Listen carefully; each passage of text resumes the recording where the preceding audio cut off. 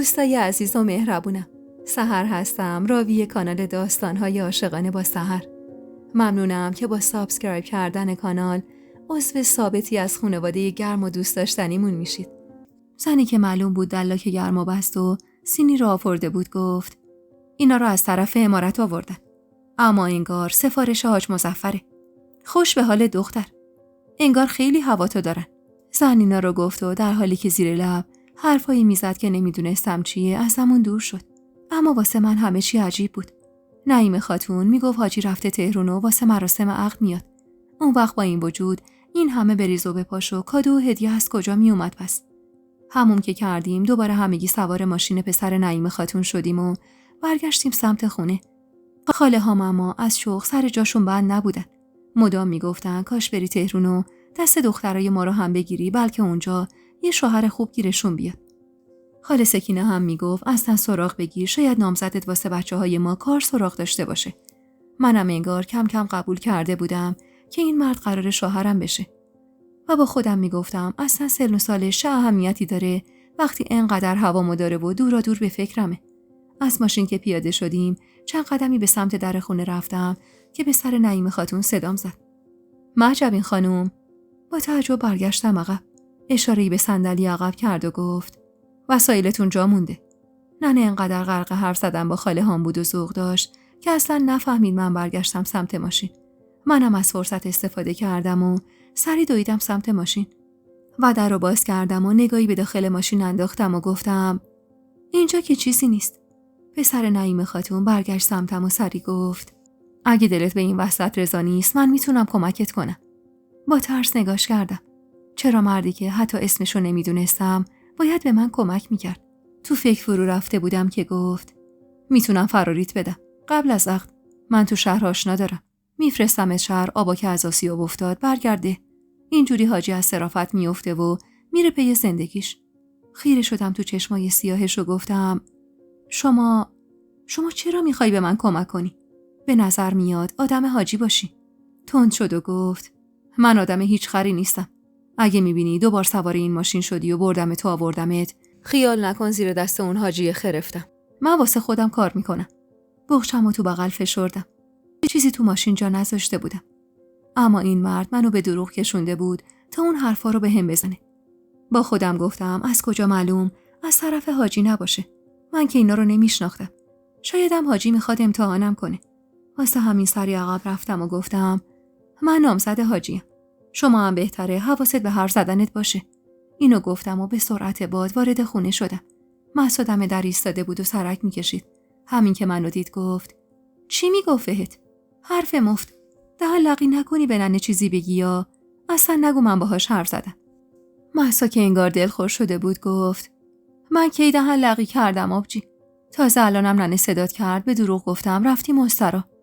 ازش تشکر کردم و یواشکی به سمت اتاق رفتم. بغچه لباسامو گوشه اتاق رها کردم و مهسا اومد و نشست پشت سرم تا موهای بلندم و برام گیس کنه و همونطور که داشت شونه یه چوبی رو به موهام میکشید گفت محمود چی میگفت؟ گیج و من گفتم محمود کیه؟ همین مرده که ما رو برد گرمابه. پسر نعیم خاتون. اسمش محموده دیگه. با تعجب گفتم تو این پسره رو از کجا میشناسی؟ مهسا بی خیال گفت وا انگار یادت رفته آبجی. من با نرگس خواهرش هم کلاسم. چند باری دیدمش اومده پی خواهرش. باید دختره رو دیده باشی. صدقه سر این که دختر خانه همه هواشو دارن. اونقدرم از برادرش تعریف میکنه بیا و ببین. چند باری اسمشو زیر لب تکرار کردم. محمود چه اسم قشنگی.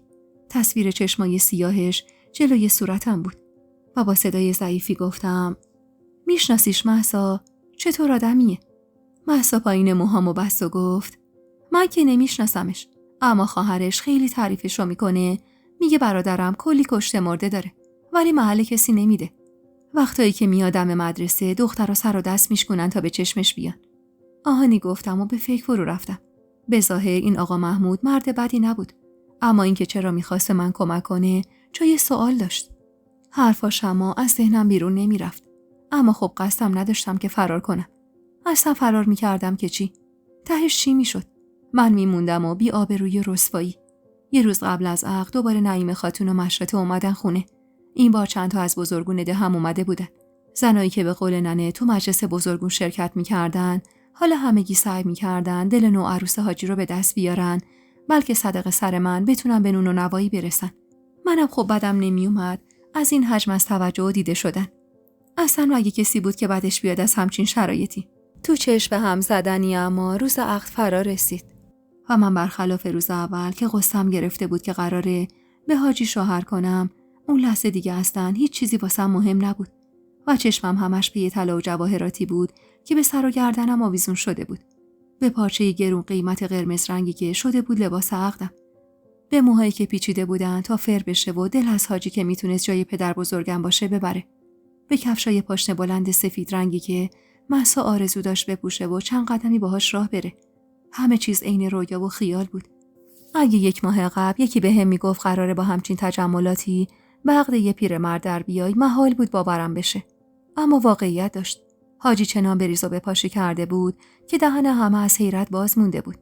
یه زن جوونم که نعیم خاتون میگفت قرار ندیمه شخصی من باشه، از تهران اومده بود و مدام به همه دستور میداد چیکار کنن تا مجلس عقد به بهترین شکل ممکن برگزار بشه. میگفت حاجی تاکید کرده هیچ چیزی به دل نوعروسم نمونه. هر چی خواست هر جور شده براش فراهم بشه. یادم یه روز قبل از عقد همین ندیمه خیاطو با خودش آورد خونمون و مجبورش کرد لباسمو کمی تنگ‌تر کنه. جوری که نفس کشیدن واسم سخت شده بود. اما میگفت حاجی اینجوری میپسنده. روی لباس قرمز رنگ پرزرق و برقمم قرار بود چادر سر کنم. تا به قول ندیمه ارمنیم که حاجی برام فرستاده بود کسی اندام بی‌نقصمو نبینه. با نظارت همون ندیمه موهای بلندم رو از لای بیگودی هایی که من به عمرم ندیده بودم بیرون کشیدن و روی شونه ها انداختن. پشت پلکمو صورتی کردن و گونه و لبامو سرخ سرخ. اونم با سرخاب سفیدا به گرون قیمتی که ندیمم میگفت حاجی سفارش داده از فرنگ برام آوردن. منم سراپا شوق بودم از دیدن اون همه تجملات و بودن تو مرکز توجه. ننه هم میرفت و میومد و اسفند دود میکرد. میگفت همه ها دارن از شدت حسادت میترکن. یه چشم نظرم به پشت لباسم وصل کرده بود و مدام از او آیت الکرسی میخوند و به سمتم فوت میکرد. میگفت کل زنایی که اینجا نشستن حسرت موقعیت تو رو میخورن. تا قبل از دیدن حاجی همه چیز خوب بود. انگار نه انگار داشتم به عقد یه مرد 60 و اندی ساله در میومدم. تو خیالم هر بار خودم رو تو آینه میدیدم مردی شبیه محمود رو کنار خودم تصور میکردم. مرد جوونی که عاشقانه دوستم داشت. مردی که از تصور این که کنارم بشینه و دوشا دوشم باشه حس خوبی کل وجودم رو میگرفت و یه جورایی تنم مرمور میشد. اما واقعیت با چیزی که من تصور میکردم زمین تا آسمون فرق میکرد. مردی که قرار بود به عقدش در بیام صورتش پر از چین و چروک بود و موقع آب خوردن چونش میلرزید و وقتی با یه سرویس طلای سنگین برای بردنم به خونه خان اومد انگار پتکی به سرم خورد. انگار تازه از خواب بیدار شدم و فهمیدم دارم چی کار میکنم. ننه همون روز واسم از روابط بین زن و مرد گفته بود و من از تصور نزدیک شدم به این مرد حالم داشت به هم میخورد. با دستور حاجی ندیمم نازی چادری روی سرم انداخت و چادر رو تا روی صورتم پایین کشید. خودش یه بلوز دامن کوتاه تنش بود و پاهای سفید رنگش برهنه بود. اما مدام به من تاکید میکرد خودتو بپوشون، چون حاجی حساسه و دوست نداره کسی صورت بزک کرده یه زنش رو ببینه. بعدم دستمو گرفت و منو تا ماشین حاجی همراهی کرد. ماشینی که محمود رانندش بود و من از بوی عطرش و صدای نفسای سنگینش دلم حالی به حالی شده بود. حاجی کنارم نشست و رو به محمود گفت حرکت کن جوون، کم کم عاقد از راه میرسه، باید زودتر برسیم. کمی چادرم عقب کشیدم. آخه نفسم داشت بند میومد. حاجی تشری به هم زد و گفت بکش پایین چادر تو، نامحرم تو ماشینه. دلم میخواست بهش بگم فعلا تو از هر کسی به من نامحرم تری. محرمی که به 4 جمله و نوشته ی روی کاغذ نیست. محرمیت به دل و دل من به تو تا ابد نامحرم. اما به اجبار چادرمو پایین کشیدم و سعی کردم جلوی گریه‌مو بگیرم. میترسیدم بزک دوزکم خراب شه و حاجی باز عصبانی بشه.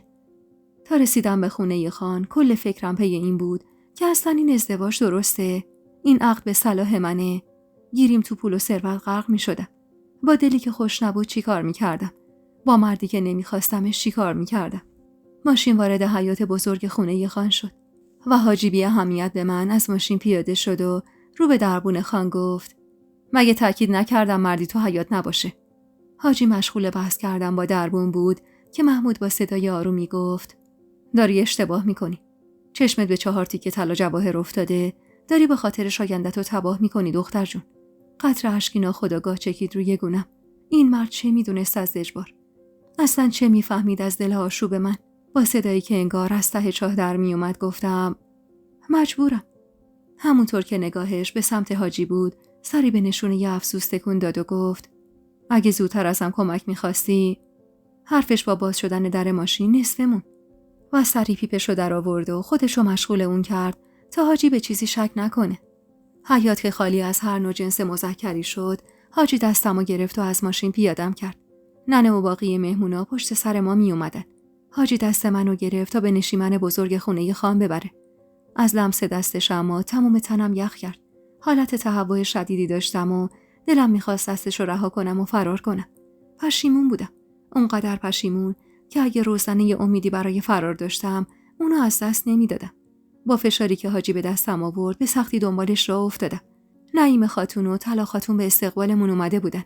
طلا خاتونی که منو آدم حساب نمی‌کرد، با دیدن حاجی برای خود شیرینی جلو اومده بود. مجلس زنونه و مردونه جدا بود. قرار بود مردونه تو نشیمن بالا باشن و زنونه پایین. حاجی منو سپرد دست نعیم خاتون و گفت: جون شما و جون نوعروسم. پسر بالای 6 سالم تو مجلس زنونه نباشه. دلم نمیخواد نامحرم صورت محجبینم رو ببینه. اینو گفت و خندید. از زیر چادر دندون طلایی توی دهنش رو دیدم و حالم بدتر شد. اصلا هر چیزی تو این مرد حال منو بد میکرد. با کمک نعیم خاتون وارد نشیمن پایین شدم. روی تشکچه قرمز و سبز مخصوص نشستم و کمی چادرمو بالا کشیدم. نیم ساعتی طول کشید تا بالاخره ننه و باقی مهمونا از راه رسیدن. ننه تازه وارد نشیمن شده بود که زنی با صدای بلند گفت: خانوما، عاقد اومده، قراره با داماد بیان تو زنونه. ننه هر زده جلو اومد. چادرمو کشید پایین و گفت: حاجی تاکید کرده صورتت معلوم نباشه. تو دلم گفتم ای بمیره این حاجی که خسته شدم بس که اسمشو بردید. از شدت پشیمونی فقط دعا می‌کردم لحظه آخر اتفاقی بیفته و همه چیز به هم بخوره. اما عاقد بی توجه به آرزوهای من شروع کرد به خوندن خطبه عقد. نشیمن خونه خانم ما به حدی شلوغ بود که نفس کشیدن رو سخت می‌کرد. صدای همهمه آروم زنا می اومد و تعداد اونقدر زیاد بود که کسی نمیتونست آرومشون کنه. خطبه که داشت برای 3مین بار خونده میشد، فشاری به دست ننه که کنارم نشسته بود آوردم و با گریه گفتم: ننه، تو رو خدا، من پشیمون شدم. التماست میکنم بیا برگردیم خونه. ننه نگاه تندی به هم انداخت و زیر لب گفت: دهن تو ببند محجبین، از جونت سیر شدی؟ با التماس به سمت مهسا برگشتم. مهسا اما با چشمای خیس از اشک زمزمه کرد: واسه پشیمونی دیر آبجی. اشکم شدت گرفت. خطبه عقد خونده شده بود و عاقد منتظر جواب بود. ننه نیشگونی از رونم گرفت و با حرص گفت: ذلیل نشی، بله رو بگو دیگه. دهنمو سفت بسته بودم. به خیال خودم اگه بله نمیگفتم همه چیز تموم میشد. ننه که دید من خیال بله گفتن ندارم، با صدای بلندی گفت: بله رو گفتن حاج آقا. عاقد با تلخی گفت: اما من جواب بله عروس خانمو نشنیدم. ننه با خنده‌ای ساختگی گفت: دخترم با حجب و حیاس، روش نمیشه صداشو ببره بالا. اما من شنیدم. این خانوما هم شنیدن. و به سمت چند زنی که کنارم بودن برگشت و گفت: مگه نه خانوما؟ با تایید زنایی که مطمئن بودم تو اون شلوغی فکر کرده بودن صدای من و اونا نشنیدن و حالا واسه این که بگن ما حواسمون جمع بوده، عاقد کوتاه اومد و بدون شنیدن بله من صلواتی فرستاد و از جا بلند شد. داشتم دق می‌کردم. مهسا دستمو سفت گرفت و گفت: نکن اینجوری با خودت آبجی. همه میفهمن گریه کردی یا؟ لب گزیدم و دستمو مشت کردم. مردا که بیرون رفتن زنی دفه دست گرفت و مشغول زدن شد و چند تا از زنها و دخترای جوان مشغول رقصیدن شدن. نعیم خاتون جلو اومد و چادرمو عقب کشید. صورت خیس از اشکمو که دید اخ می‌کرد و سری با پارچه حریری سر و سامونی به صورتم داد و کنارم نشست. و با شوق به دخترای جوانی که وسط می‌رقصیدن نگاه کرد و رو به منی که داشتم از غصه دق می‌کردم گفت: اون دختره رو ببین، همون که لباس آبی تنشه. آقاش کلی مال و منال داره. خودش هم ماشاءالله بهش باشه، قشنگ و با کمالاته. کاش میشد محمودم این دختر رو میدید. خدا رو چه دیدی؟ شاید به دلش میشست و مراسم بزم و شادی بعدی تو این عمارت عقد بچه خودم بود و برای اینکه منو از فکر و خیال در بیاره دستمو گرفت و ادامه داد. آقای محمود مرد خوبی بود. اهل این ده نبود. اونقدر زندگی خوبی داشتیم که اصلا نمیدونستم غم و غصه چیه. محمود امانت نعمت خدا بیامرزه. دلم میخواد یه زن همه چیز تموم واسش بگیرم. اینا رو گفت و به سمتم برگشت. اما چشمای پر از اشکمو که دید کلافه گفت: نکن محجبین. مردم چی فکر میکنن با خودشون؟ حالا که همه چی تموم شده دیگه گریه فایده نداره. راست میگفت. درسته. من بله نگفته بودم. اما در ظاهر همه چیز عوض شده بود. اونقدر فکرم درگیر بود که هیچی از مراسم عقد نفهمیدم.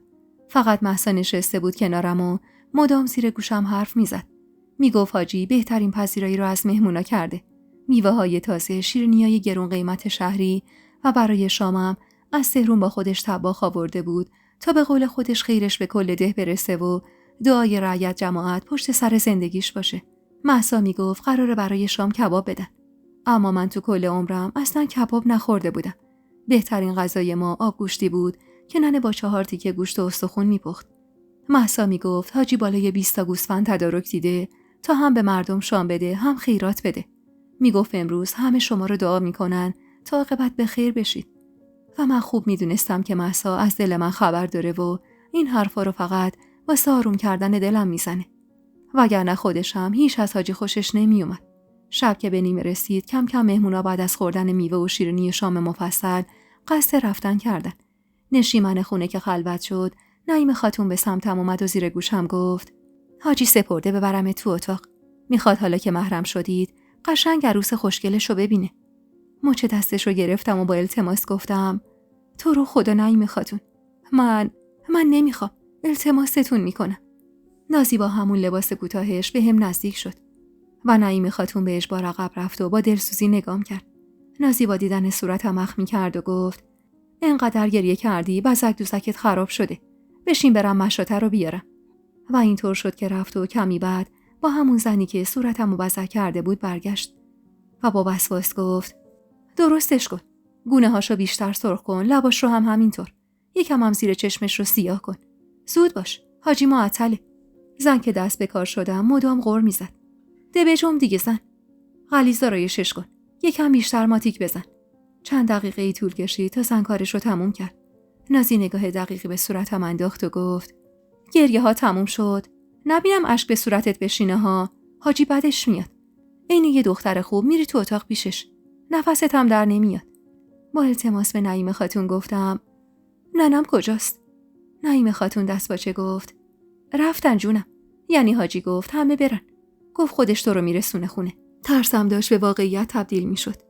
شک نداشتم حاجی ازم چیزی رو میخواست که بعدش دیگه راه برگشتی وجود نداره. با تنی لرزون از جا بلند شدم. نازی دستمو گرفت و گفت: کفشتو بپوش. زری، کمک کن کفششو بپوشه. بعدم زیر گوشم گفت: رفتی تو اتاق کفشاتو در نمیاری یا؟ حاجی کلی خرج نکرده که تو این کفشو بندازی جلو در. کفشو پوشیدم و با کمک نازی به سمت اتاقی که حاجی اونجا بود رفتم. همون اتاقی که وقتی بیهوش شده بودم منو برده بودن اونجا. همون اتاقی که میگفتن اتاق سابق محمود بوده. عین بید میلرزیدم. همش با خودم میگفتم کاش بمیرم ولی دست اون مرد بهم نرسه. در اتاق باز شد و نازی تن لرزونم و هل داد داخل. دستمو به چارچوب در گرفتم تا مانع افتادنم بشم. حاجی پشت به من داشت پیپ میکشید. به محض اینکه وارد اتاق شدم پیپشو خاموش کرد و به سمتم برگشت. بنا به دستورش چادر هنوز روی سرم بود. با چند قدم بهم نزدیک شد. با نوک انگشت چادرمو پایین کشید. روبروش دختر لاغرندامی بود با لباسی قرمز و تنگ و با آستین‌های پفی و کوتاه و موهای فر کرده و صورتی بزک کرده که داشت از ترس قالب توهی می‌کرد. انگار که اسرائیل جلو ایستاده بود. در همون حد می‌ترسیدم و وحشت داشتم از اون مرد. دستی به کمرم کشید و با لذت نگام کرد. اما لرزش بدنم اونقدر شدید بود که خود حاجی تعجب کرد و با حیرت نگام کرد و گفت: چرا اینقدر میلرزی؟ در حالی که چونم میلرزید و به زور جلوی سرازیر شدن اشکامو گرفته بودم، نگاهمو ازش گرفتم و خیره شدم به فرش زیر پام که با تحکم گفت: سرتو بالا بگیر ببینم. سرمو بالا گرفتم. دستی به چونه لرزونم کشید و چسبید بهم. دست دور کمرم حلقه کرد و به حالت چندشاوری گفت: وقتی گریه میکنی قشنگتر میشی. چونت که میلرزه دل منم میلرزه. دیگه نتونستم مقاومت کنم و قطرات اشک روی گونم چکید. بوی نفسش داشت حالمو به هم میزد. با دیدن اشکم لبخندش عمیق‌تر شد و گفت اگه بدونی قرمزی این چشمای عسلی با سیاهی دور چشمت چه تصویر قشنگی رو خلق کرده تا ابد گریه میکنی. و دوباره منو به خودش فشرد و زیر گوشم زمزمه کرد از من خوشت نمیاد. گریم شدت گرفت. دستی به کمرم کشید و گفت ولی من عاشقتم مهجبین. بعد زنم هیچ دختری نتونسته دلمو به لرزه در بیاره. اما تو یه نگاه عاشق چشمای عسلی رنگت شدم. عاشق اسم قشنگت.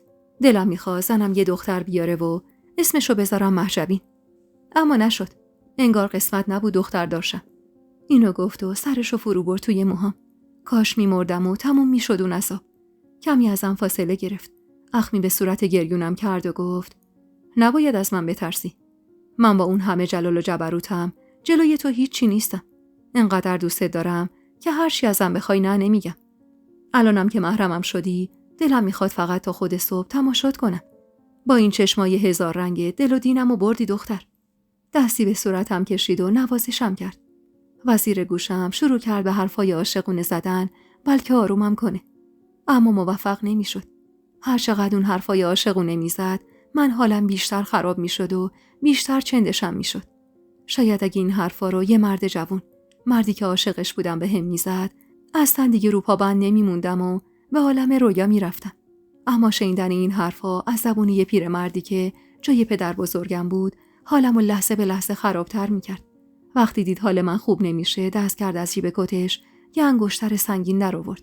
دست لرزونمو گرفت تو دستش و انگشتر رو انداخت تو انگشتم و بوسه‌ای به نوک انگشتم زد و گفت به سن و سالم نگاه نکن. به وقتش از یه جوون 30 ساله قوی ترم. زندگی برات فراهم میکنم که شب و روز شکر کنی بابت بله گفتنت به من. بعدم چونمو گرفت و سرمو بالا کشید. یه چیزی ازم بخوا.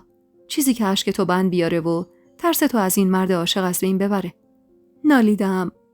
منو ببر خونمون. من هنوز آمادگیشو ندارم. سری تکون داد و گفت حق داری. فاصله خواستگاری یا عقد ما به ما هم نکشید. من میترسیدم از دستت بدم. واسه همین هول کردم و زود مجلس عقدو به پا کردم. الانم نمیخواستم کاری کنم. ارزش تو بالاتر از این حرفاست که توی اتاقک کوچیک تو همچین جای محقری زندگی تو شروع کنی. و دوباره صورتمو نوازش کرد و زیر گوشم گفت تو رو میبرم امارت خودم. تو بهترین نقطه تهران، نزدیک کاخشاه، جایی که با آواز پرنده ها از خوابی داشی. توی اتاق بزرگ و مجلل، روی تخت از جنس راش و گردو. میخوام پا بذاری رو فرش ابریشم. تو لایق همچین جایی هستی. نه توی اتاق محقر و یه فرش دست بافت. خیال میکرد با این وعده و ایدا میتونه دل منو به دست بیاره. اما چیزی درون وجودم بود که اجازه نمیداد این مرد ذره‌ای تو دلم جا باز کنه. شایدم قبل از اون یکی دیگه تمام احساسات و قلبم برای خودش کرده بود. مردی با چشمای سیاه که میخواست منو از شر این مرد نجات بده اما موفق نشده بود. حاجی که دید حتی وعده و ایدو در باغ سبز نشون دادنشم نتونسته منو ذره‌ای آروم کنه. کلافه ازم فاصله گرفت و با صدای بلندی گفت نازی بیا. طولی نکشید که نازی که انگار پشت در اتاق وایساده بود وارد شد و وقتی دید من هنوز دارم میلرزم و چشمم گریونه، با شرمندگی که انگار اون مقصر ترس من بود گفت حاجی اگه اجازه بدید من کمکش کنم، یعنی باهاش حرف بزنم. حاجی سری تکون داد. مهجبین امانت دست تو. میبریش تحویل خانوادش میدی و برمیگردی. هر کسی هم حرفی زد بگو حاجی میخواد مراسم هجده تو امارت خودش باشه. نمیخوام هیچ احدی. شنیدی نازی؟ هیچ احدی از گل نازکتر به مهجبینم بگه. تو این 2 ماه مونده به عروسی مهجبین هر چی بخواد باید براش فراهم بشه. اون پولی که بهت دادم نصفشو بده به خودش، باقی رو بده به پدرش. نمیخوام خانواده یه زنم کمبودی داشته باشن. نازی با تردید گفت خودتون امشب اینجا میمونید؟ حاجی کمی فکر کرد و گفت امشب آره. فردا اما باید برگردم تهران. تو هم باید بیای. چون میخوام با سلیقه تو اتاق شخصیمون چیدمان بشه. اینو گفت و خم شد تا چادرم برداره. که نازی سری جلو دوید و گفت من سرش میکنم حاجی. حاجی اخم کرد و گفت خودم میندازم سرش. تا کاری ازت نخواستم جلو نیا. بعدم با دقت چادر رو روی سرم انداخت. دست سردمو گرفت و گفت هر چی لازم داشتی به نعیم خاتون میگی. من فردا میرم تهران. اما زود برمیگردم. چادرمو کشید پایین و اشاره‌ای به نازی کرد. نازی اومد جلو و دستمو گرفت و زیر گوشم گفت تشکر که بلد نیستی. لااقل خداحافظی کن. آروم خداحافظی کردم و از اتاق بیرون رفتم. همین که وارد حیاط شدم اما انگار راه نفسم باز شد و وزنه سنگینی از روی قلبم برداشته شد. نازی بازومو گرفت و گفت بمون تا من برم آقا محمودو پیدا کنم تا بیداره بگم ما رو برسونه. اینو گفت و فانوسی برداشت و به سمت دروازه ورودی رفت. از دور دیدمش که نزدیک محمود شد و مشغول حرف زدن شد. کمی فاصله‌مو باهاشون کم کردم اما صداشون بازم به گوشم نمی‌رسید. فقط هر از گاهی صدای خنده‌های نازی میومد. و کمی بعد نازی با اشوه و ناز و ادا رو گرفت از محمود و خواست به سمت من بیاد. اما اونقدر هی برگشت و پشت سرشو نگاه کرد که یه دفعه پاش با اون کفشای پاشنه بلند پیش خورد و زمین افتاد. هرزده دویدم سمتش. محمودم با قدمای بلند نزدیک شد. قبل از رسیدن محمود نازی جوری رفتار میکرد انگار که دردی نداره. اما همین که محمود رسید شروع کرد به ناله کردن. محمود کلافه گفت بمونید همینجا، من ماشینو بیارم بریم پیش شکسته بند ده، پاتونو نشون بدید. نازی سرخوش از توجه محمود چشم بلندی گفت. اما همین که محمود دور شد بلند شد نشست و دستی به صورتش کشید. با تعجب گفتم پات مگه درد نمی کرد؟ جار میزنی چرا؟ طوریم نیست. اما نمیخوام بفهمه. میخواستم یه جوری باهاش تنها بشم. تو رو که رسوندیم بعد میریم پیش شکسته بند. بعدم سرکی کشید و تا دید محمود داره ماشینو میاره تندی گفت به خدا 100 تا پسر شهری دیدم ولی این یکی بدجور دلمو برده. ای خدا، میشه یه کاری کنی یه گوشه چشم این پسر به من نشون بده؟ اینو گفت و تا محمود پیاده شد دوباره نالش رفت هوا. در حالی که دهنم از تعجب باز مونده بود از گاراژ زیر بازوشو گرفتم و به سختی با دندون چادرمو گرفتم تا نیفته از رو سرم و کمک کردم تا سوار ماشین شیم. به محض سوار شدن اما نازی سری گفت اول مهجبینو برسونیم، حاجی روش حساسه. بعد منو ببرید شکسته بند. محمود با جدیت گفت اول شما رو میرسونم تا کار شما بخواد تموم بشه. من خانمو رسوندم خونشون و برگشتم. خونه شکسته بند تو مسیرمونه. نازی اما با اعتراض گفت حاجی تاکید کرده من شخصا مهجبین خانمو تا خونش برسونم. میدونید که خوشش نمیاد زنش با مرد نامحرم تنها بمونه. محمود بی خیال گفت اولا که حاجی اونقدری به من اعتماد داره که قبل از اومدن خودش منو مسئول بردن و آوردن زنش کرده بود. در ضمن من خودم جواب حاجی رو اگه لازم شد میدم. اینو گفت و نقشه های نازی رو نقشه براب کرد و ماشین رو درست اول ده نگه داشت. نازی غرغر کنم پولی که قرار بود به من و آقا به در و کف دستم گذاشت و لنگون لنگون از در ماشین تا در خونه شکسته بند رفت. محمودم همراهیش کرد. اما هر چقدرم نازی لنگ زد باز حاضر نشد دستشو بگیره. فقط سفارششو به شکسته بند کرد و برگشت سوار ماشین شد. درو که بس غرغر کنان گفت زنیکه رو ببینا، یه طوری لباس تنش کرده انگار اینجا اتاق خوابشه. اصلا انگار شرم و حیا نداره. آخ که چقدر بدم میاد از زنایی که میخوام با اشوه آدمو رام کنن. بی حرف زل زدم به ظلمات شب. داشتم به سرنوشت عجیبی که پیش روم بود فکر میکردم. به زندگی کردن تو تهران، به داشتن خدم و حشم، بودن توی عمارت بزرگ. از طرفی با فکر کردن به این چیزا دلم غنج میرفت. اما از اون طرف با فکر کردن به این که کی قراره شوهرم باشه و شبا سر به بالینم بذاره حالم به هم میخورد. کمی که از خونه شکسته بند دور شدیم محمود گفت دوستش نداری مگه نه؟ تو دلم گفتم آخه چرا باید یه پیرمرد 60 اندی ساله رو دوست داشته باشم؟ اما با صدای لرزونی گفتم شوهرمه، باید دوستش داشته باشم. در حالی که مشخص بود اخم کرده با صدای گرفته گفت فهمیدم که بله نگفتی. نه تلکی با عاقد گفته بله گفتی. اشک نشست تو چشمم و سکوت کردم. ترسم از این بود که محمود از طرف حاجی بخواد امتحانم کنه. اما محمود کلافه گفت قبل عقل میتونستم فراریت بدم ولی الان. سکوت کرد. اونقدر آروم حرکت میکرد اما که مسیر 10 دقیقه‌ای رو قطعاً تو نیم ساعت طی میکرد. بعد از سکوتی کوتاه ماشین رو تو یه کوچه باریک و خلوت نگه داشت. کامل به سمتم برگشت و من ترسیده تو خودم جمع شدم و سرمو پایین انداختم که با التماس گفت از من نترس. من اگر به خودم آسیب برسونم به تو آسیبی نمیرسونم. ترسیده گفتم چرا ایستادید؟ برید زودتر. ننم نگران میشه. نازی هم ممکنه شک کنه و به حاجی بگه. با هرس گفت گوره بابای حاجی و نازی. به من نگاه کن دختر جون. سرتو بالا بگیر. به سختی سرمو بالا گرفتم. حتی تو تاریکی شبم توان نگاه کردن به چشماشو نداشتم. با صدای آرومی زمزمه کرد: من اختیار دلمو از دست دادم. از وقتی این چشما رو دیدم خواب شب ندارم. هر کاری میکنم تصویر این چشما جلوی صورتمه. من دوست دارم مهجبی. حرفش نور شد و تابید به قلبم. انگار ته چاه عمیقی بودم و کسی دستمو گرفت و منو به آنی کشید بیرون. عین خوردن یه لیوان آب خنک توی بیابون بی آب و علف بعد از ساعتها تشنگی و آتش. همون حس و حال. اما من یه زن شوهردار بودم. لباس عقدم هنوز تنم بود. بزک دوزک غلیظم هنوز روی صورتم بود. ترسی که از شوهر عقدیم داشتم هنوز به دلم بود. رو گرفتم ازش و زمزمه کردم: من شوهر دارم آقا. مشتی به فرمون کوبید و با صدایی که تلاش میکرد بالا نره گفت: نداری؟ مگه بله گفتی به اون مردک چشرون؟ مگه با رضایت خودت نشستی پای اون سفره عقد کوفتی؟ در حالی که نمیدونستم از کجا خبر داره من بله نگفتم، اش نشست روی گونم و با صدای لرزونی گفتم: حالا هرچی، به هر حال من زنش حساب میشم. خواهش میکنم منو برسونید خونه ی آقا.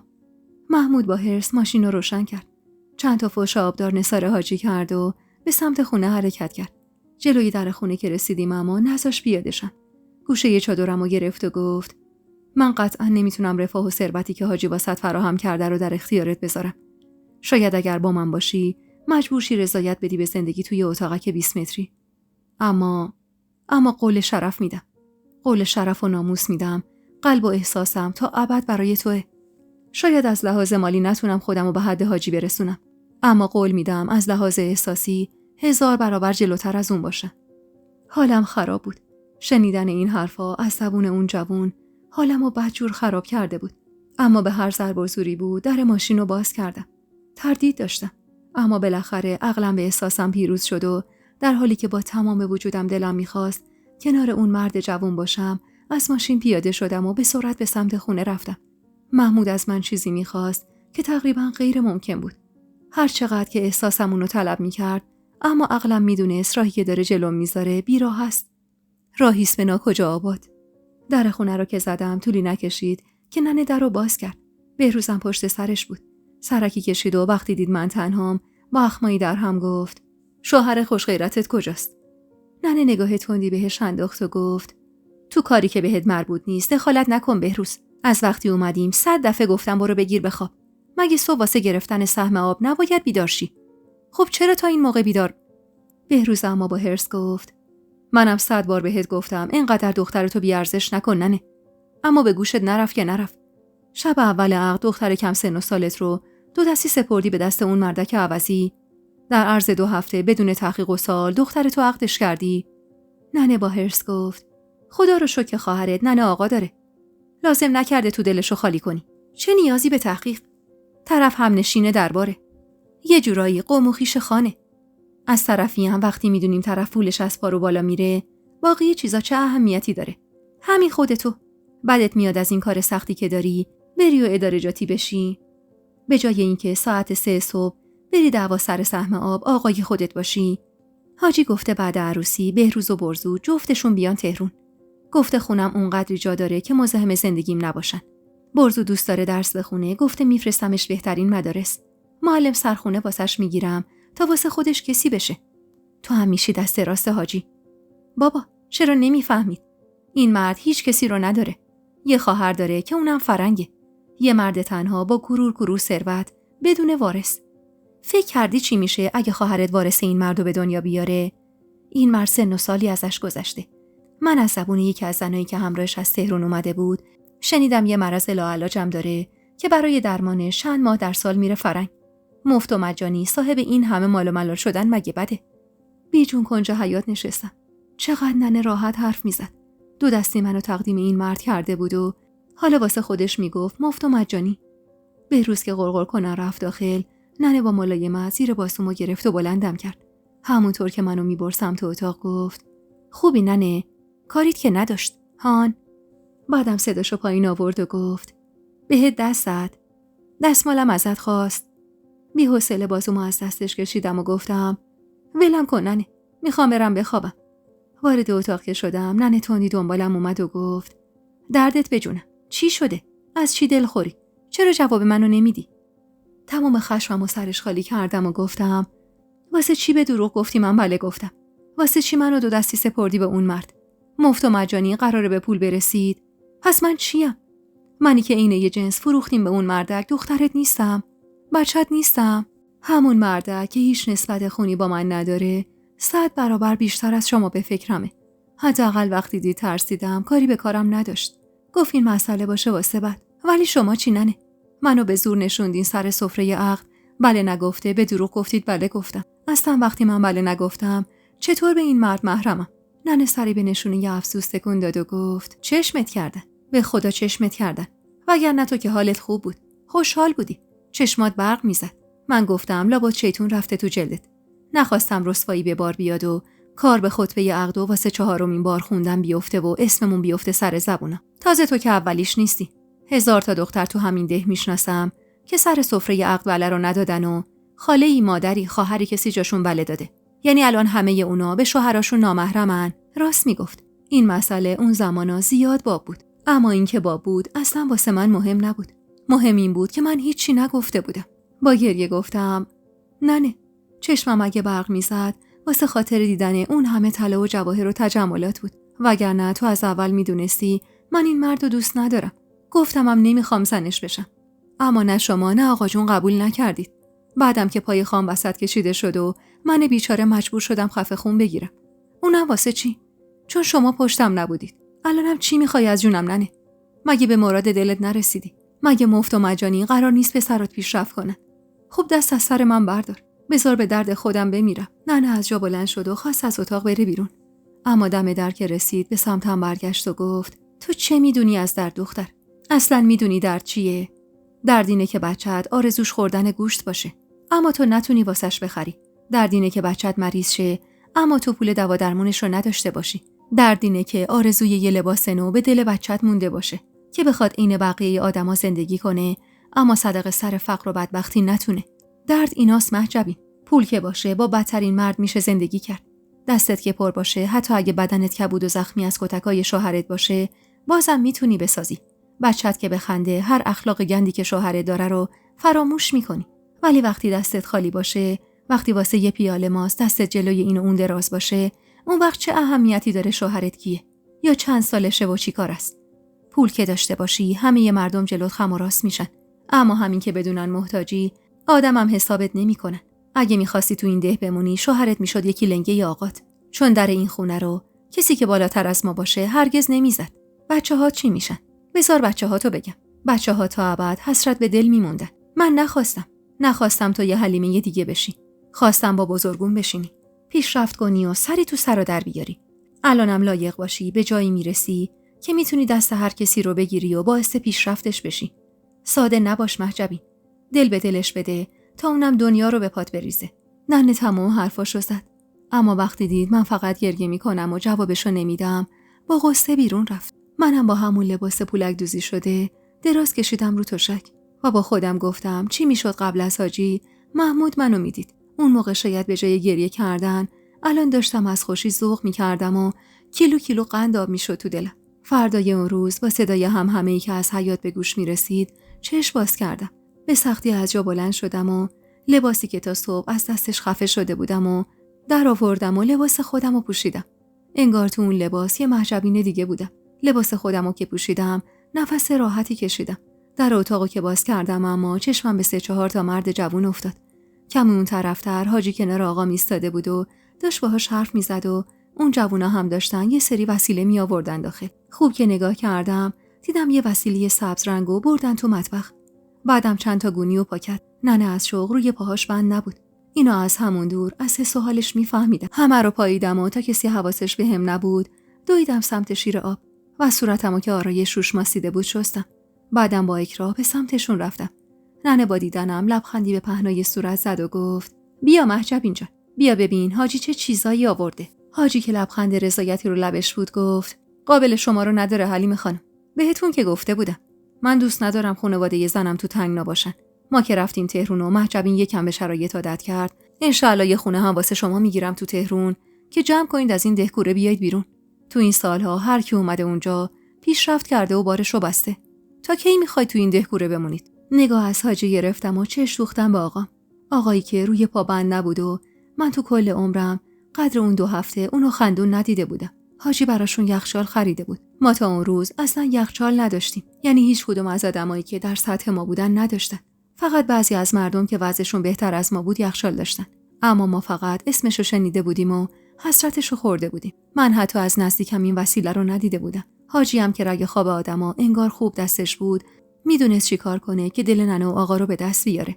هم یخچال خریده بود، هم کلی وسیله واسه داخلش. از گوشت و مرغ گرفته تا برنج و حبوبات و یه سری خورده‌ریز دیگه. میگفت اینا رو بذاری در بالای یخچال تا یه سالم سالم میمونه. ننه که باورش نمیشد، میگفت مگه میشه گوشتی 1 سال سالم بمونه؟ منم فقط با غصه نگاشون میکردم. دریغ از ذره شادی که تو دلم احساس کنم. ننه یه دستمال دستش گرفته بود و میرفت و میومد و دور تا دور یخچال سبز رنگش رو تمیز میکرد. ننه و آقا که سرشون گرم جا دادن وسایل شد، حاجی اشاره‌ای به من کرد تا نزدیکش بشم. خودش هم پیپش رو روشن کرد و با محبت حالمو پرسید. دیشب تونستی بخوابی؟ با صدای ضعیفی تشکر کردم و گفتم بله. نازی پاش در رفته. میگفت محمود دیشب تو رو رسونده تا خونه. البته نازی بابت کمکاریش تنبیه میشه، ولی تو هم باید یه چیزایی رو بدونی. این که من رو این جور چیزا حساسم.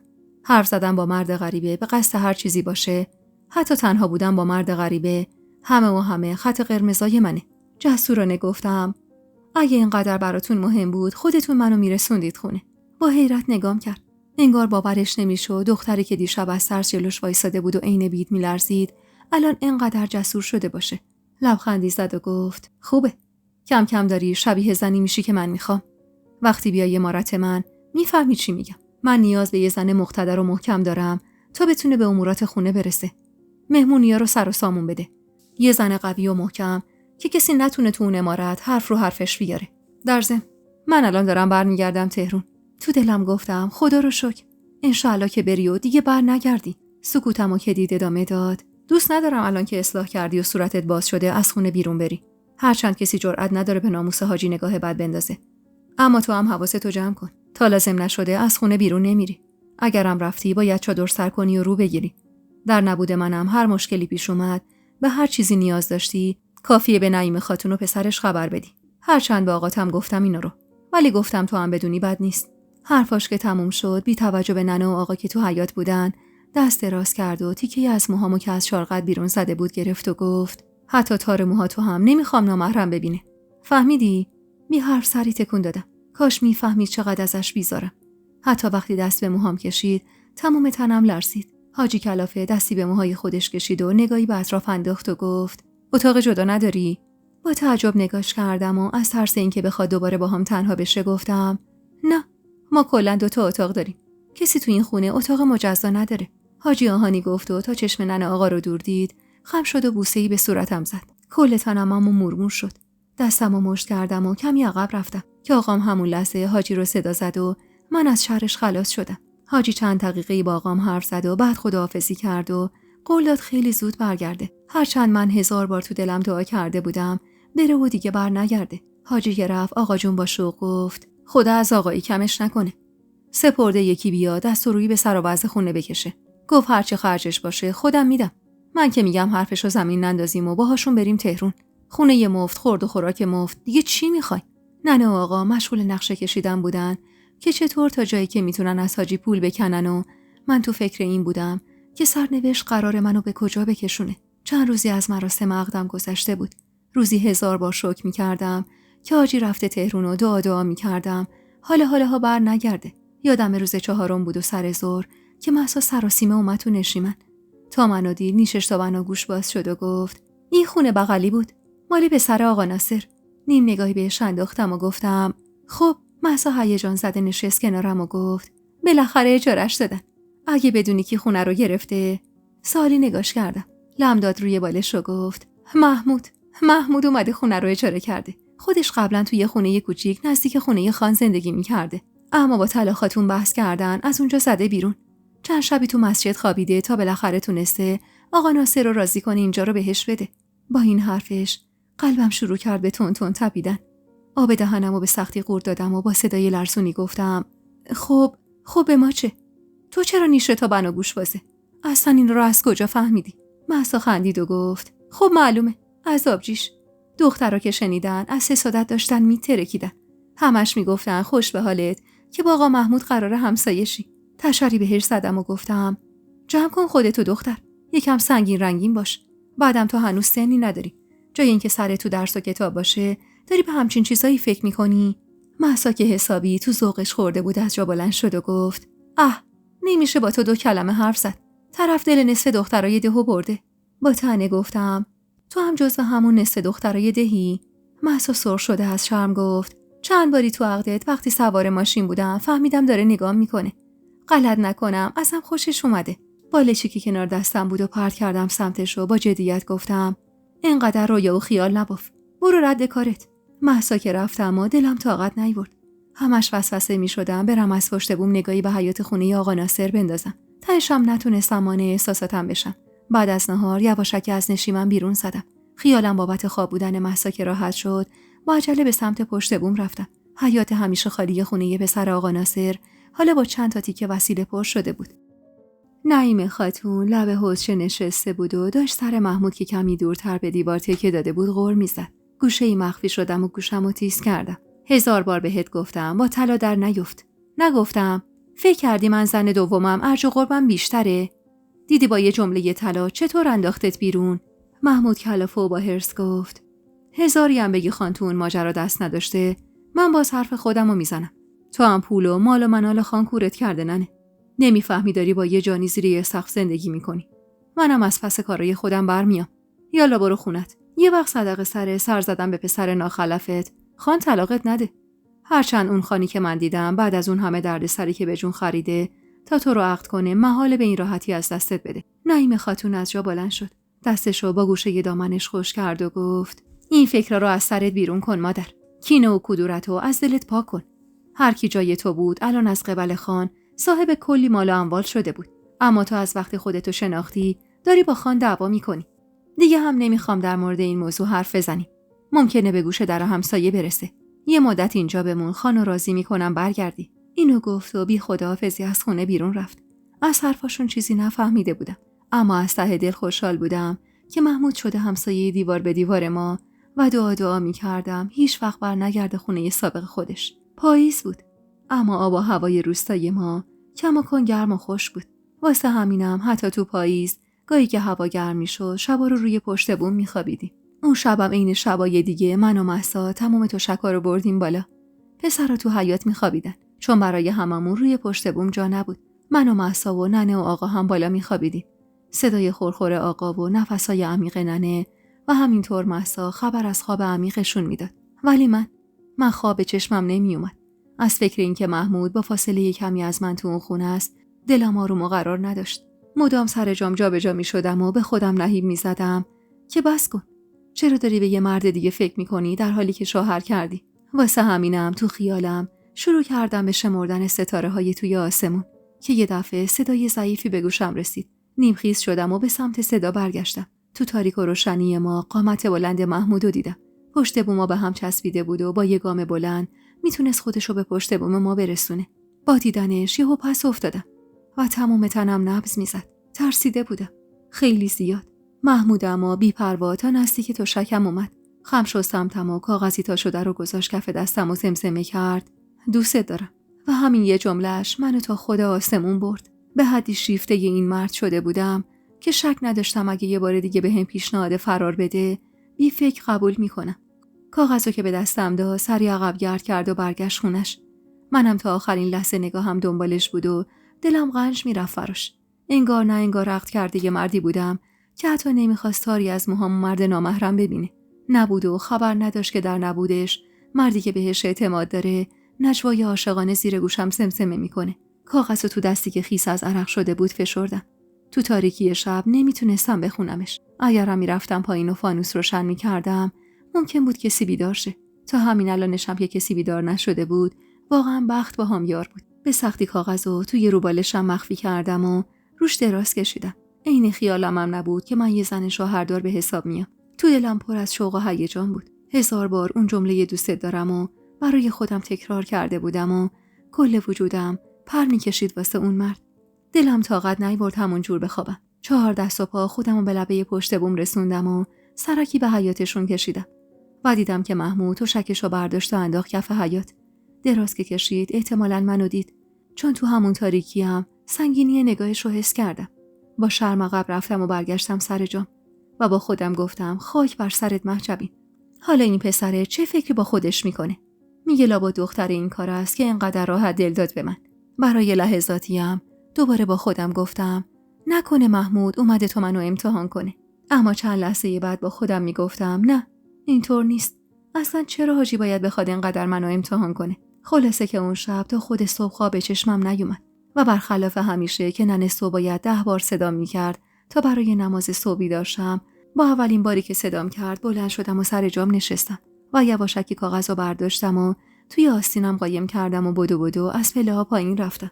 اما از پشت سر صدای متعجب ننه رو میشنیدم که میگفت بسم الله، جن زده شده این دختر، آروم برو، میافتی یه بلایی سرت میاد، باید جواب شوهرتو بدم.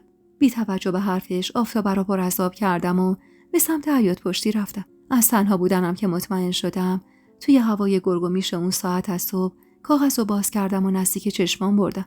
با خط بسیار خوشی نوشته بود درد ما را نیست درمان القیاس، هجر ما را نیست پایان القیاس، دین و دل بردند و قصد جان کنند، القیاس از جور خوبان القیاس. معنی شعر رو درست نمیفهمیدم، اما اون دوست دارم مهجبینی که آخر نامه نوشته شده بود بعد جور دلمو برده بود. لبخند از رو لبم دور نمیشد. سرمو بالا گرفتم و خیره شدم به پشت بوم خونش. نمیدونستم ته این عاشقی به کجا کشیده میشه. فقط اینو میدونستم که بعد جور دلمو باخته بودم. نماز اون روزو تو شرایطی خوندم که حتی لحظه لبخند از لبم دور نمیشد. هر بار به دوست دارمی که گفته بود و نوشته بود فکر میکردم، انگار قند تو دلم آب میشد. فردای اون روز همین که مهسا رفت مدرسه و ننه چادر سرش کشید و راهی خونه خاله شد، منم سری لباس عوض کردم. یکی از لباسایی که خیاط واسم دوخته بود و تنم کردم. یه پیراهن بلند تا مچ پا با پارچه کرم و زرد. صدق سر اصلاح صورت و ابروم کلی رنگ و روم باز شده بود و عسلی چشمام بیشتر به چشم می اومد. ننه 1000 بار تاکید کرده بود حالا که حاجی انقدر رود حساسه نکنی از این خونه بری بیرونا. یه وقت دوست و دشمن به گوشش میرسونه. میگفت تو این ده همین کمین کردن زندگی تو رو خراب کنن و خودشون بشینن جای تو. میگفت باید 6 دنگ حواستو جمع کنی. آسه بری آسه بیای، یه وقت حاجی رو دلگیر نکنی. مدام میگفت شوهر آدم خدای روی زمین آدمه، باید گوش به حرفش باشی. حتی گفت میر باید سرتو بذاری زمینو بمیری. حالا شوهر تو که کرور پول و طلا به پات ریخته که دیگه اطاعت ازش واجبه. و اصلا خبر نداشت که دخترش دل و دینشو باخته بود و بی توجه به سند ازدواجی که قرار بود به زودی حاضر بشه داشت تو خیال و رویا با مرد دیگه‌ای زندگی میکرد. خبر نداشت دخترش عطای زندگی تو تهرون و داشتن 100 تا خدم و حشم و بلقاش بخشیده بود و میخواست بره پی دلش، پی مردی که گفته بود ته توانش اجاره کردن یه اتاقکه. اما وقتی دلش اونجا خوش بود چه اهمیتی داشت که تو چه خونه‌ای زندگی میکرد. خونه دیگه کاملا خلوت شده بود و من دنبال بهونه‌ای بودم تا برم در خونه محمود. خوبی اون خونه این بود که برای رفتن در خونش لازم نبود برم تو کوچه. تو حیاط پشتی ما یه در کوچیک بود که به حیاط اصلی اون خونه باز میشد، که البته از طرف ما همیشه قفل بود، چون اون خونه سالهای زیادی بود خالی مونده بود. چرخی تو مطبخ زدم و یهو به ذهنم رسید لیوانی آب یخ از توی یخچالی که صدقه سر حاجی داشتیم در آوردم و کمی آب لیمو و گلاب توش ریختم و یه ذره شکر و سری شربتی آماده کردم و گذاشتم تو سینی. تمام تنم هم میلرزید و خودمم نمیدونستم دارم چی کار میکنم. عقلم میگفت احمق نباش مهجبین، چشم نبند روی اون همه ثروت و طلا و جواهر حاجی. اما مگه دلم این چیزا حالیش بود؟ دلم میگفت عشق چیزی نیست که بتونی به سادگی ازش بگذری و کنارش بذاری. واسه همین با قدمای لرزون به سمت حیاط پشتی رفتم. سینی رو روی زمین گذاشتم و با دست کلید بزرگی که از قبل میدونستم کلید این در حتما توی اونه شروع کردم به امتحان کردن. اونقدر امتحان کردم تا بالاخره یکی از کلیدا بهش خورد. خوشحال از این که بالاخره کلیدو پیدا کردم در رو باز کردم و ضربه‌ای به در زدم. کمی بعد صدای قدمایی به گوش رسید و خیلی زود در خونه باز شد و من چش تو چش شدم با محمودی که مشخص بود تازه از خواب بیدار شده. با شرم سرمو پایین انداختم و خودمو لعنت کردم که چرا انقدر خودمو سبا کردم که با شدم اومدم در خونش. محمود با محبت گفت برا من شربت آوردی؟ تو دلم گفتم آخه دختر کم عقل کی سر صبح دل خالی شربت میخوره که این مردی که تازه از خواب بیدار شده بخوره. لااقل یه لقمه نون پنیری، 2 نیمرویی چیزی می آوردی. لیوانو برداشت و همینطور که خیره نگاه میکرد یه نفس سر کشید. بعدم لیوانو گرفت سمتم آهسته گفت میدونی چقدر تلاش کردم تا تونستم این خونه رو اجاره کنم. دارو ندارم و دادم پای اجارش، فقط واسه اینکه بیشتر چشمای قشنگ تو ببینم.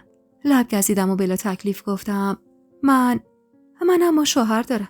هر 4 قدمو گرفت و گفت تو بله گفتی بهش، سر تو بالا بگیر مهجبی. این همه زحمت نکشیدم که حتی نتونم یه نظر نگات کنم. با شرم سرمو بالا آوردم. لرزش بدنم دست خودم نبود، اما این لرزش از سر ترس نبود، از سر شرم و شوق بود. نه شبیه لرزشم شب عقدم. چشم دوختم بهش با اطمینان گفت تو به اون مردک محرم نیستی، چون اصلا بله نگفتی. ننم خودش گفت اون سر عقد شنیده بود که تو بله نگفتی و نه تلکی گفته بله دادی. تازه‌شم من رفتم از یه ملای دیگه سوال کردم. طرف درس دینی خونده، خیلی حالیشه. گفتم دختره بله نگفته، به دروغ گفتم بله داده. گفت اگه اینجوریه میتونن عقدو باطل کنن. پس از چیزی نترس مهجبی. تو سهم منی. تنها چیزی که من تو این دنیا واسه خودم میخوام این و دین و اسلامشم من نمیکنن، چون اون عقد کوفتی چه از لحاظ شرعی چه اخلاقی باطله. نصف دخترای این ده همینطور شوهر کردن. ننم میگه نذاش حرفمو تموم کنم و انگشتشو گذاشت کنار لبش. نمیخوام چیزی بشنوم. به من ربطی نداره که دیگرون چی کار کردن. از نظر دین و شرعش این عقد باطله. همین مهمه. نفس عمیقی کشیدم و زمزمه کردم اما اگه حاجی بفهمه زندم نمیذاره. با همین حرفم انگار فهمید دل و دینمو باختم. فهمید دست و دلم لرزیده که اون ساعت از روز در خونش رفتم. واسه همین لبخندی زد و گفت میریم شهری که حاجی تا دنیاست بگرده و پیدامون نکنه. جوری تو کوچه پس کوچه های اون شهر مخفی میشیم که خودمونم یادمون بره کی بودیم و از کجا اومدیم. تو فقط به یه سوال من جواب بده. سوالی که از فکرش خواب شب ندارم. منتظر نگاش کردم. کمی دست کرد و بالاخره دلو به دریا زد و گفت اون مردک به دستم زده. از شدت شرم و خجالت گور گرفتم و نتونستم حرفی بزنم و فقط سری تکون دادم که یعنی نه. محمود نفس راحتی کشید و خواست حرفی بزنه که صدایی به هم خوردن در حیاط به گوشم رسید. سراسیمه لیوانو از دستش گرفتم و پا تند کردم تا برگردم تو حیاط که صدام کرد. بی اختیار به سمتش برگشتم. خیره شد تو چشمام و لب زد دوست دارم. سراپا شوق شدم. به سختی جلوی لبخند زدنمو گرفتم و دویدم به سمت حیاط اصلی. بهروز بود. از سر زمین برگشته بود. تا سرش گرمه کندن گلولای از کفشش بود. سری چادرمو گوشه انداختم. سرش رو که بالا گرفت و منو تو اون لباس دید اخمی کرد و گفت خیر باشه. خبریه؟ لب گزیدم و بی فکر گفتم حاجی گفته بود احتمالاً 3-4 روزه برمیگرده. منم گفتم شاید امروز بیاد. بهروز ابروی بالا انداخت و گفت پس دوستش داری؟ آره مهجبین. آهی کشیدم و گفتم نه داداش، ولی مجبورم. کار دیگه ای از دستم ساخته نیست. بهروز نگاهی به سر تا پام انداخت و پوزخندی زد و گفت این همه به خودت رسیدی بعد میگی دوستش ندارم؟ خوبه والا. بعدم سری به نشونه تأسف تکون داد و رفت عوض کردن لباسش.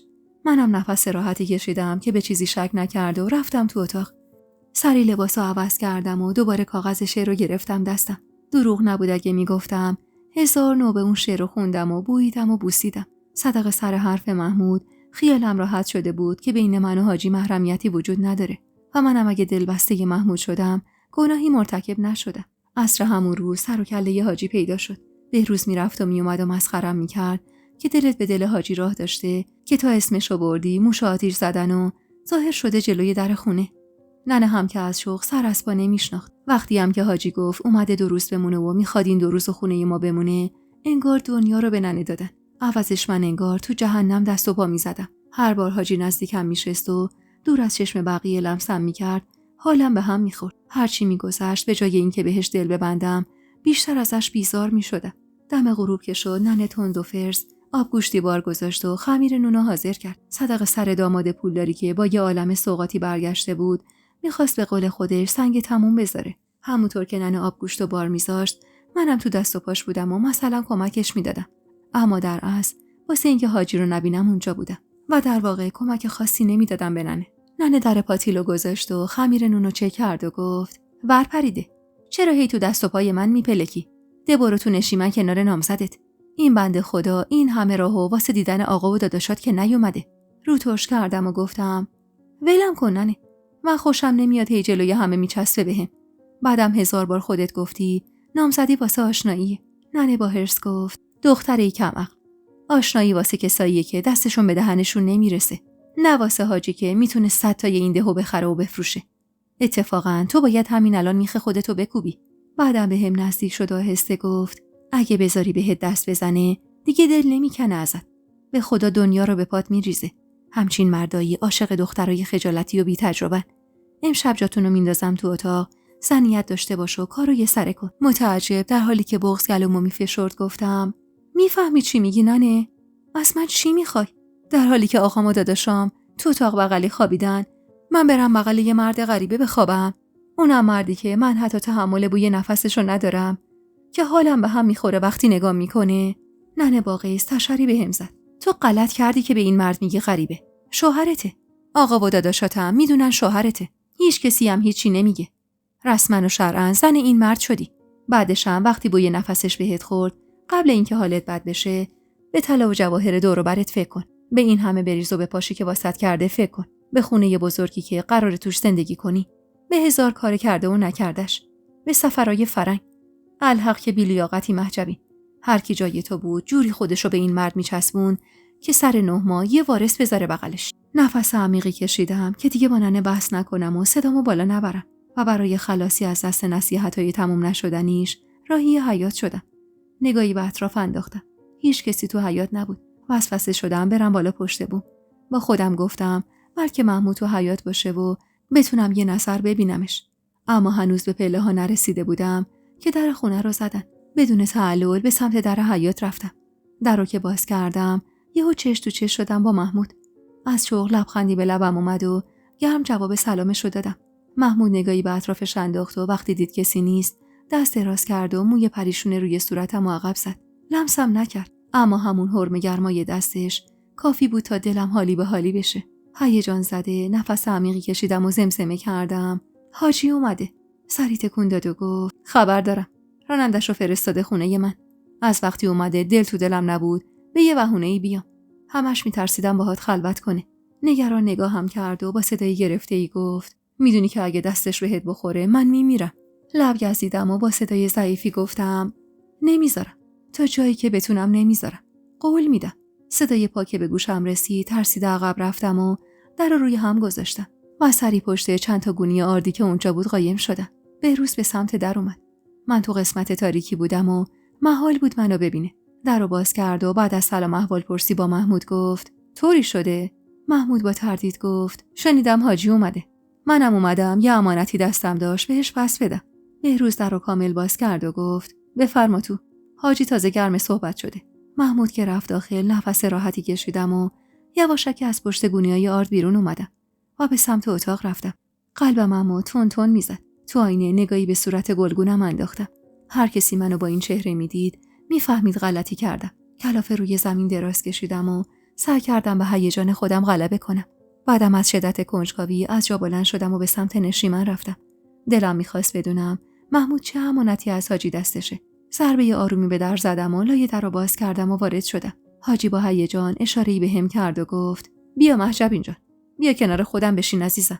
نیم نگاهی به محمود انداخت. دستشو مشت کرده بود و سرشو انداخته بود پایین و کنار شقیقش نبض میزد.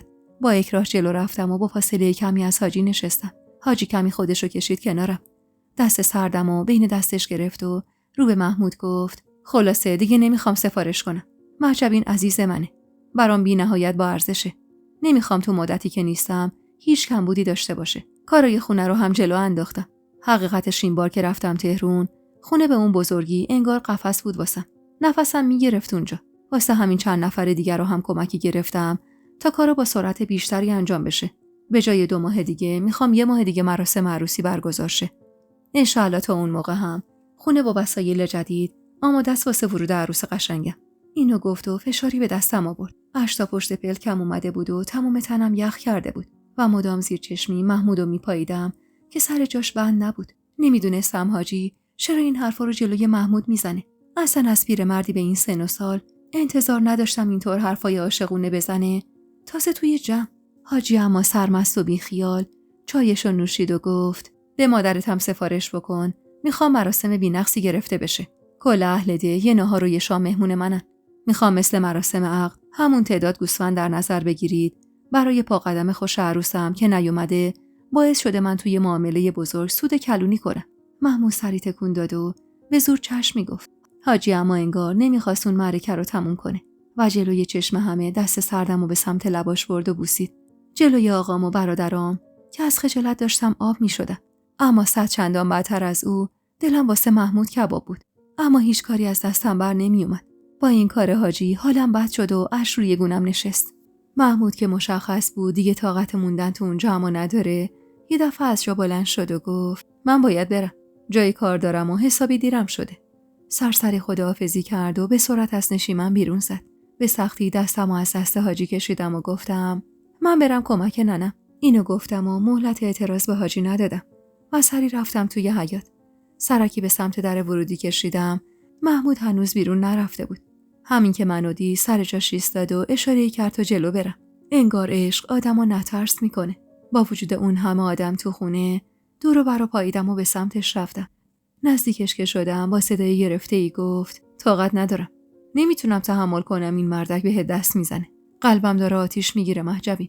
در حالی که نگاهم دور و بر میچرخید با غصه گفتم میگی چی کار کنم؟ نفس عمیقی کشید و گفت باید فرار کنی. قبل از مراسم عروسی. حرفشو زد و منتظر جواب من نموند و با عجله از خونه بیرون زد. حرفش اما ترس بدی به جونم انداخته بود. درسته دوستش داشتم اما فرار کردن حتی اسمش هم منو میترسون. ننه داشت تو پیاله های جدیدش غذا میریخت و من غرق فکر بودم. از یه طرف محمود و پیشنهاد فرارش، از طرف دیگه حاجی و نگاه های خیرش و ترس شب و تنها شدن باهاش. از غذای اون شب هیچی نفهمیدم. برزو و بهرام که بچه تر بودن از شوق خوردن گوشت لبخند از لبشون دور نمیشد. مسا هم که مدام به دستبند طلایی که حاجی واسش سوغات آورده بود نگاه میکرد و با شوق لبخند میزد. اما من داشتم به این فکر میکردم که بین عشق و رفاه خانواده‌ام باید کدومو انتخاب کنم. اصلا میتونم چشم ببندم رو خواهر و برادرام و آینده‌شون و برم پی دلم. بعد از خوردن شام به بهونه شستن ظرفا رفتم سمت ننه. اما تا منو دید تشری بهم زد. تو کجا؟ محسا کمکم میده. تو برو آجیل بریز تو ظرف، بری تو نشیمن. برو کنار نامزدت. حرفش تموم نشده بود که حاجی از نشیمن بیرون اومد و رو به ننه گفت ملیحه خانم من خسته ی راهم. اگه بشه جای منو بندازید یکم بخوابم.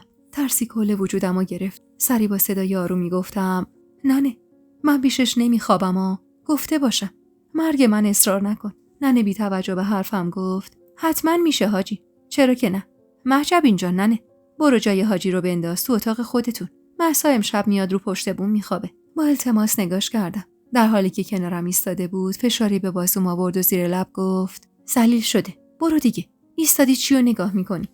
با چشمایی نمناک رفتم یکی از تشک‌ها رو که از باقی تمیزتر و نوتر بود و برداشتم و بردم تو اتاقی که حاجی رفته بود. اما طوری ترس و وحشت به جونم افتاده بود که انگار داشتم به مسلخ میرفتم. وارد اتاق که شدم چشمم به حاجی افتاد. لباسشو در آورده بود و یه رکابی آبی رنگ تنش بود. با دیدن بدن برهنش عقم گرفت.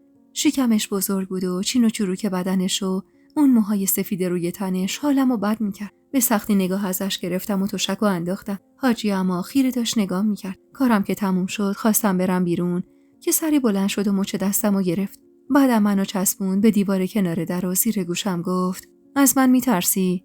به نشونه یاره سر تکون دادم. ترس کم بود برای حسی که تو قلب من بود. من از این مرد وحشت داشتم. حاجی اخم کوتاهی کرد. دستی به صورتم کشید و گفت من دوست دارم دختر جون. به خاطرت خیلی کارا کردم. از خیلی چیزا گذشتم. از تمام اهدافم دست کشیدم تا تو رو داشته باشم. و به هم نزدیکتر شد. جوری که گرمای نفسش به هم میخورد و من حس میکردم میخوام بالا بیارم. نفسمو حبس کردم و کمی خودمو کنار کشیدم. اونقدر حالم بد بود که زانوم سوس شد و روی زمین نشستم. حاجی جلوم زانو زد و با نگرانی گفت چت شد؟ چرا رنگ به صورت نداری؟ چی بهش میگفتم؟ رفتارم دست خودم نبود. هرچی تلاش میکردم کمی آروم باشم و اجازه ندم ضعف هم غلبه کنه موفق نمیشدم. حاجی که دید من هیچ حرفی نمیزنم و انگار جونی تو تنم نیست با احتیاط دست زیر بازوم انداخت و گفت نترس جونم. من تو خودت نخوای کاری بهت ندارم. تو زن منی. منم مرد زن ندیده‌ای نیستم که بخوام فقط کارمو پیش ببرم. اونم کجا؟ تو خونه ی آقات. من 3 سال زنمو از دست دادم. تو این مدت حتی دستم به زن دیگه‌ای نخورده. حتی نگاهی از جنس خواستم به زنی ننداختم. من میخوام با میل خودت بهت نزدیک بشم. نه با زور و اجبار. اصلا هدف من تو زندگی چیز دیگه‌ای بود. اما تو تموم برنامه‌های منو به هم زدی مهجبین. تو باعث شدی من همه چیزو کنار بذارم و بیام پی دلم. مهجبین قشنگم. من دوستت دارم. به خاطرت هر کاریم بگی میکنم. آخ که این دوستت دارمی که حس نفرت باسم به وجود می آورد کجا و دوستت دارم با احساس محمود که سراپا شوقم میکرد کجا. اصلا این پیرمرد هوسرانی که خیال میکرد به خاطر پول و ثروتش همه باید جلوش خم و راست بشن کجا و محمود جوون خوشقد و بالایی که هر حرکتش منو وابسته تر میکرد کجا. همونطور که سرم پایین بود به سکوتم ادامه دادم. به امید اینکه از سکوتم بفهمه تمایلی به بودن کنارش ندارم. حاجی کلافه نفس عمیقی کشید. برو هر جا دوست داری بخواب. نمیخوام اذیتت کنم. با این حرفش انگار از قفس آزاد شدم. نذاشتم حرفش کامل بشه و با عجله از جا بلند شدم و از اتاق بیرون زدم. نه اما به محض اینکه منو دید پا تند کرد سمتم. دستمو گرفت و کشوندم گوشه ی حیاط و با حرص گفت واسه چی اومدی بیرون؟ هان مگه نگفتم بمون؟ یالا برو یه تشک بردار. برو پیش شوهرت بخواب. با حرص دستمو از دستش بیرون کشیدم. حاجی خودش گفت میخوام تنها بخوابم. ننه چشماشو تنگ کرد.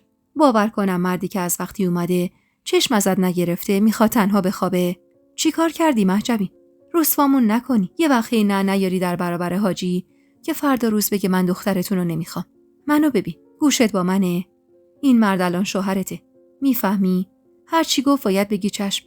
نه بیاری و تو ذوقش بزنی. یهو میره پشت سرش هم نگاه نمیکنه ها. با حرص پا به زمین کوبیدم و گفتم ننه دست از سرم بردار. ما هنوز تو دوران عقدیم. همون شب اولم حاجی گفت میخواد هشتمون تو خونه خودمون بسته بشه. گفت لیاقتت بیشتر از این حرفاست که توی خونه خرابه روی فرش کهنه بخوای با هم باشی. خودش نمیخواد. من که نمیتونم مجبورش کنم. اصلا کدوم دختری تو دوران عقد این کارو کرده که من بکنم؟ پس عروسی رو واسه چی گذاشتن؟ منتظر جواب ننه نموندم و با عجله رفتم تو اون یکی اتاق و تشکمو برداشتم و رفتم رو پشت بوم و بعد از انداختنش سرکی به حیاط خونه محمود کشیدم. کسی تو حیاط نبود، اما فانوس جلوی در روشن بود. صدای قدمای مهسا که به گوشم رسید، سری تشکمو انداختم و دراز کشیدم. فکرم اما پی حیاط خونه همسایه بود. گوشمو تیز کرده بودم بلکه صدای پایی بشنوم، اما همه جا غرق در سکوت بود. 2 روزی که حاجی اونجا بود انگار تو جهنم بودم. محمود اما به بهونه‌های مختلف میرفت و میومد.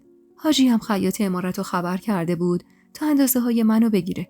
میگفت میخوام لباس عروستو از بهترین مزانای تهران بیارم. میگفت همین که رفتیم تهران و اونجا جا افتاد یکیو میارم تا رانندگی یادت بده و بتونی تصدیق بگیری. بعدم بهترین ماشینمو میدم بهت تا هر جا دوست داری بری و بگردی. میگفت زنا تو تهران کلی سرگرمی دارن. از رفتم به کلاب و سالن‌های آرایشی گرفته تا دور همیای دوستانه. میگفت میخوام تو رو به همه نشون بدم تا بدونن حاجی چه جواهری رو وارد زندگیش کرده. تنها چیزی هم که ازم میخواستیم بود که حجابم رو جلوی مرد نامحرم بر ندارم. میگفت تو مجلس زنونه هر طور دلت میخواد بپوش و بگرد، ولی جلوی مرد نامحرم حتی تار موهاتم نمیخوام معلوم باشه. منم هر چی میگفت الکی میگفتم چشم، چون اینجوری هم ننه ذوق میکرد از چشم گفتنم، هم حاجی کیفش کوک میشد که زن مطیع گرفته. شب دومم خود حاجی جلوی ننه گفت نمیخوام فعلا مهجبینو اذیت کنم. همه چیز باشه به وقتش. میخوام مهجبین خاطره خوبی از اولین شب مشترکمون داشته باشه. خلاصه که بی‌انصافی بود اگه این مردو بد میدونستم. حاجی اگه سنش کمتر بود شاید میتونست بهترین مرد دنیا باشه واسه من. البته که ایبو ایرادایی داشت، اما خوبیاش و بدیاش میچربید. دست و دلباز و مهربون و با محبت بود. اگه اخم میکردم دست و دلش میلرزید و به هول و ولا میافتاد که بفهمه چرا اخم کردم. یک کلام ننه گفت مهجبین از بچگی کم خون بوده، همیشه زرد و زار بوده و زیر چشماش گود بوده. حالا وقتی اومد تهرون شما پیگیر شو و یه طبیب ببرش که فردا روز که میخواد بچه بیاره مشکلی براش پیش نیاد. همین که ننه اینا رو گفت حاجی یکی رو فرستاد گوسفند بخره و بیاره تو حیاط خونه. گوسفند زبون بستر آوردن و زمین زدن. بعدم خود حاجی آستینشو بالا زد و دل و جیگر رو واسم کباب کرد. ننه میرفت و میومد و خفتم میداد که خاک بر سرت که قدر همچین مرد با محبتی رو نمیدونی. میگفت هر کی جای تو بود جوری به این مرد محبت میکرد که دنیا رو به پاش بریزه. من اما هرچی حاجی بیشتر به هم محبت میکرد بیشتر ازش زده میشدم و همینطور از خودم بیزار میشدم. حاجی دل و جیگرا رو نیمه پخته از روی آتیش برداشت و اومد کنارم نشست و با دست خودش گرفت سمتم و گفت بخور عزیزم، بخور که اینا قوت میشه به جونت میفته. با اکراه دهان باز کردم، اما ناخودآگاه چشمم رفت به پشت بوم خونه محمود و حس کردم سایه‌ای رو اون بالا دیدم که به محض دیدن من خودش رو مخفی کرد. با این حس که محمود منو دیده انگار که زهر خورده باشم، اون لقمه رو نجویده قورت دادم. دلم میخواست دست حاجی رو پس بزنم و پرواز کنم برم سمت محمود و بگم من هیچ علاقه‌ای به این مرد ندارم و هرچی هست از سر اجباره. حاجی اما سرخوش از این که همه اونا رو به خوردم داده بود، رو به ننه کرد و گفت مهشبین الان دیگه زن منه.